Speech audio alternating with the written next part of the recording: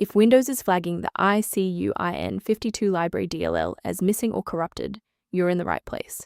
I'm Sophie Chen, a Windows support specialist, and let's resolve this together. Before we begin our icuin52 library troubleshooting, you can follow the link below for a professional environment review. This is the icuin52 library, the international components for Unicode icuin library v52. It manages localized unmanaged formatting for localized date, time, and currency. It facilitates the localized linguistic collation and localized sorting logic required for international software. Now that you know how the file works, let's focus on the how and fix the issue. Unlike Windows core files, icuin52 library DLL belongs to the specialized ICU environment, and you must reinstall the software that is failing to load to rebuild the internal library links and stop the error.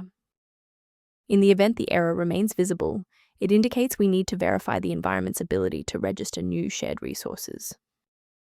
A quick system restart is a practical way to ensure that all shared libraries, including icuin52 library, are being loaded correctly into the current session's memory. To keep this tutorial handy, make sure to bookmark it or hit like button before you reboot. It saves you from having to look for the video again once you're back online.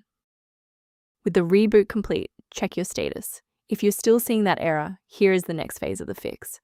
Remember, you can pause the video at any time.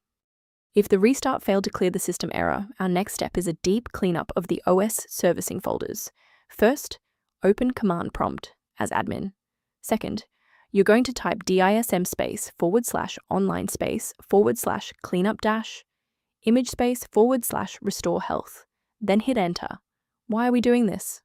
Well, uses Microsoft's remote server repository to overwrite damaged system source files and restore your OS framework to its original state.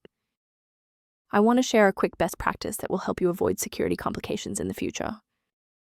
Manual intervention with icuin52 library DLL is dangerous because it can overwrite newer, secure versions of the file with older, vulnerable ones. Beyond manual troubleshooting, many users find that a system-wide diagnostic scan provides a more complete picture of their environment. The diagnostic utility referenced below offers general information for managing icuin52 library and maintaining system health.